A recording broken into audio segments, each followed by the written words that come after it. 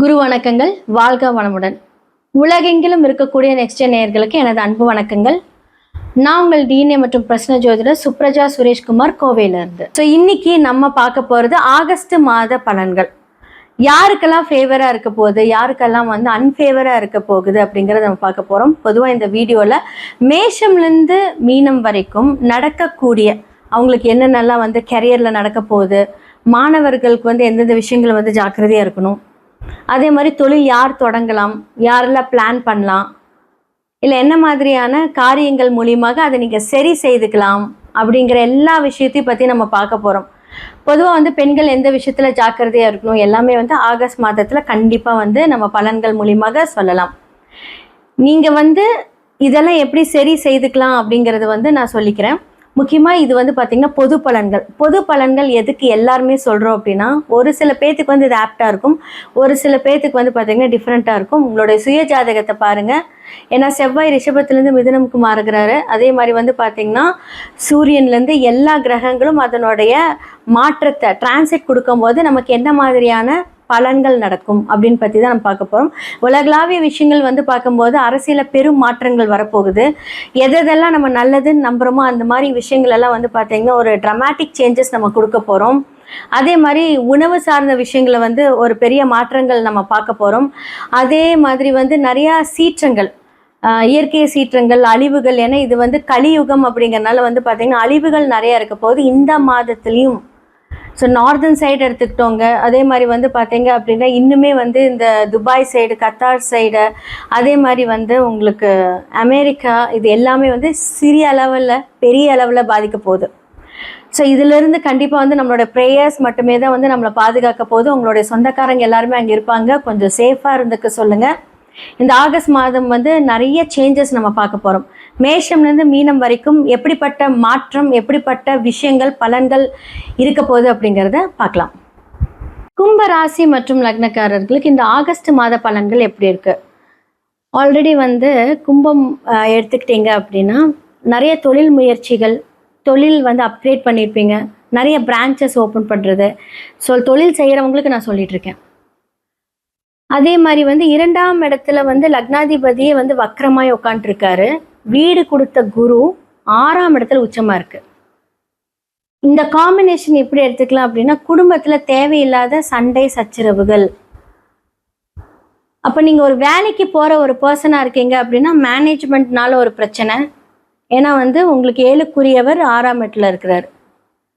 அப்போ சமுதாயம் சார்ந்த ஒரு விஷயத்தில் ஏதாவது ஒரு ட்ரபிள் ஃபேஸ் பண்ணக்கூடிய ஒரு விஷயம். சப்போஸ் பிஸ்னஸ் பண்ணுறவங்களாம் இருக்கீங்க அப்படின்னா அந்த பிஸ்னஸ் அப்கிரேட் பண்ணியிருப்பீங்க, ஆனால் இந்த வேலையாட்கள் மூலியமாக பிரச்சனை, அது மாதிரி நான் சொல்கிறேன். இப்போ உங்களோட 5ஆம் வீட்டில் புதனோட வீட்டில் பார்த்தீங்கன்னா செவ்வாய். ஸோ 3-10க்குரிய செவ்வாய் என்ன 5ஆம் வீட்டில் உட்காந்துட்டார், புதன் 6ல் இருக்கு. அப்போ குழந்தைகளுக்கு உடல் நலக்குறைவுகள், ஜாக்கிரதையாக பார்த்துக்கோங்க. அவங்களுக்கு தேவையில்லாத ஒரு செலவுகள். அதே மாதிரி பார்த்தீங்க அப்படின்னா உங்களுடைய 4-9 அப்படின்னு சொல்லக்கூடிய தாயாரும் இருக்கட்டும் தந்தையாரும் இருக்கட்டும் நீசமாக இருக்காங்க. ஸோ அவங்களுக்கு ஹெல்த் செக்கப், அவங்களுக்கு உடல்நல குறைவுகள், உங்களுக்கு வீண் விரயங்கள், இது எல்லாமே பார்த்தீங்க அப்படின்னா இந்த காலகட்டத்தில் இருக்கும். இதே உங்களுடைய சுய ஜாதகத்தில் இதெல்லாம் அப்படியே ஆப்போசிட்டாக இருக்குது அப்படின்னா ஆப்போசிட் பலன்கள் நடக்கும்.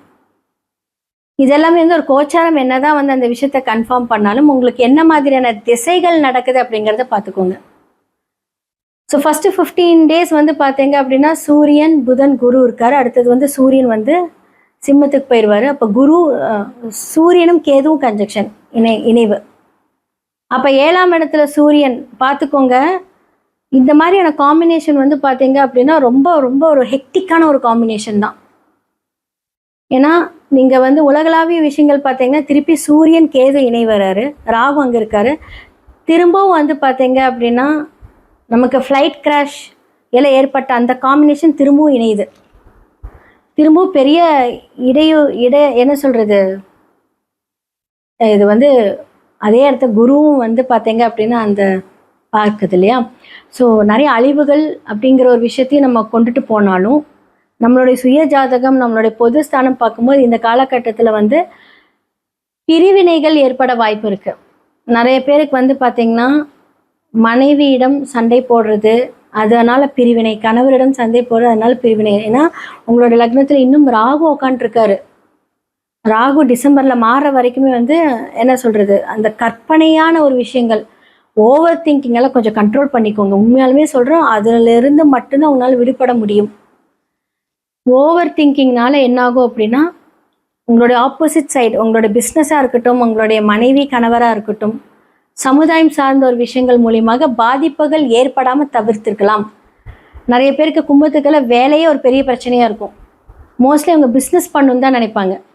மோஸ்ட்லி கும்பம் எல்லாம் பார்த்தீங்கன்னா, அவங்க வேலை செஞ்சு என்ன பண்ணுவாங்க அப்படின்னா, நமக்கெல்லாம் செட்டே ஆகாது, பிஸ்னஸ் பண்ணிக்கலாம்னு நினைக்கக்கூடிய ஒரு ராசி லக்னம் அது. இப்போ வந்து உங்களுக்கு தொழில் அப்படின்னு சொல்லக்கூடியவர் வந்து பார்த்தீங்க அப்படின்னா 5ஆம் இடத்துல இருக்கும். பார்த்து அதை கரெக்டாக கண்ட்ரோலாக பண்ணிக்கோங்க. லோன் அப்படிங்கிற ஒரு விஷயத்துக்கு போக வேண்டாம். அப்படி இல்லாட்டி வந்து பார்த்தீங்கன்னா ஏதாவது ஒரு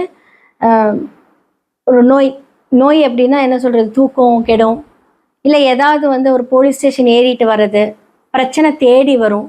நாம் அமைதியாக இருந்தாலும் நம்மளை சுற்றி பிரச்சனை நடக்குது அப்படிங்கிற மாதிரி ஒரு சூழ்நிலை. இல்லாட்டி நீங்களே வந்து பார்த்தீங்க அப்படின்னா, ஃபார் எக்ஸாம்பிள் லக்னாதிபதி உங்களோடது சனி பகவானாக இருக்கட்டும், அவர் போய் 6ல் உட்காந்துட்டாருன்னு வச்சுக்கோங்களேன், நான் சொல்கிற சுய ஜாதகத்தில். அப்போ என்ன பண்ணுவீங்க, நீங்கள் எதுக்கு இடத்துல அப்படின்ட்டு வந்து ஒரு வீம்புக்கு பிரச்சனை செய்யக்கூடிய பர்சனாக இருப்பீங்க. ஸோ இதெல்லாமே பார்த்துக்கோங்க. அவர் என்ன சாரம் வாங்கியிருக்காரு, இதெல்லாமே நம்ம பார்த்து தான் பலன் சொல்லணும். நான் இது எக்ஸாம்பிள் சொல்லியிருக்கேன். ஸோ இப்போ அந்த மாதிரியான காம்பினேஷன் இப்போ இருக்குது. கொஞ்சம் அமைதியை காக்கவும், அமைதியாக இருக்கணும். ஏன்னா இப்போ உங்களுக்கு ஆல்ரெடி வந்து விரைய சனி வேற போயிட்டுருக்கு. அப்போ ஏதாவது ஒரு விரயத்தை கொடுக்காம அந்த சனி பகவான் நகர மாட்டார். இப்போ முடிஞ்ச அளவுக்கு கும்பம் வந்து பார்த்தீங்க அப்படின்னா, இந்த 7.5 சனி காலத்தில் நீங்கள் கொஞ்சம் ஜாக்கிரதையாக, அமைதியாக, பொறுமையாக போகிறது ரொம்ப ரொம்ப நல்லது. சனி பகவான் ஒரு விஷயத்த கொடுத்துட்டாருன்னா ரொம்ப நல்லாயிருக்கும். இப்போ 7.5 நாட்டு சனி நடக்குது, உங்களுக்கு சனி 6ல் வரதா யோகம் தான். ஆனால் பிரச்சனை கொடுத்தாலும் யோகமாக கொடுத்துருவார். உங்களுடைய கர்மா எப்படி வேலை செய்யுது அப்படிங்கிறத பார்க்கணும். அப்போ அந்த கர்ம பலன்கள் மூலியமாகவே உங்களுக்கு இந்த 7.5 நாட்டு சனியோட விளைவுகள் இருக்கும். ஒரு சில பேர்த்துக்கு ரொம்ப நல்லா இருக்கும், ஹார்ட் ஒர்க் பண்ண வைப்பார். அப்படியே ஹார்ட் ஒர்க் போய்கிட்டே இருக்கும். அதன் மூலியமாக வந்து பார்த்தீங்க அப்படின்னா சில பேர்த்துக்கு நீங்கள் செய்கிற ஹார்ட் ஒர்க் நடக்கும்போதே செருப்பெல்லாம் பிஞ்சிரும். அப்போ அந்த அளவுக்கு வந்து பார்த்தீங்கன்னா சனி பகவான் உங்களுடைய வாழ்க்கையில் கொடுக்கக்கூடிய அந்த ஒரு ஹார்ட் ஒர்க், அதன் மூலியமாக ஒரு நல்லது தான் கண்டிப்பாக பண்ணுவார். வாழ்க்கை என்ன, மனிதர்கள்னா என்ன, யார் நம்மக்கிட்ட எப்படி நடந்துக்கிறாங்க, நாம் எப்படி எல்லாருக்கிட்டையும் நடந்துக்கணுங்கிற ஒரு லெசன் 7.5 நாட்டு சனி. கர்மா எப்படி இருந்தாலும் அதன்படி விளைவுகள் அப்படின்னு நான் சொல்லியிருக்கேன். ஸோ முடிஞ்ச அளவுக்கு வந்து பார்த்தீங்க அப்படின்னா அனுமனை வழிபாடு பண்ணுங்க, நல்ல கடவுளை வழிபாடு பண்ணுங்க. இந்த காலகட்டத்தில் வந்து நிறைய பேர்த்துக்கு உதவி பண்ணுங்க. முடிஞ்ச அளவுக்கு வயதானவர்களுக்கு, ஊனமுற்றோர்களுக்கு, செருப்பு இல்லாதவங்களுக்கு செருப்பு வாங்கி கொடுங்க. இந்த காலகட்டத்தில் இதெல்லாம் பண்ணும்போது என்னாகும் அப்படின்னா உங்களுக்கு வர கஷ்டங்கள் அதோட போயிடும். ஆனால் எதுவுமே ஒரு தேவைக்கு பண்ணாதீங்க, மனதார பண்ணுங்க, கண்டிப்பாக ரொம்ப நல்லா இருப்பீங்க.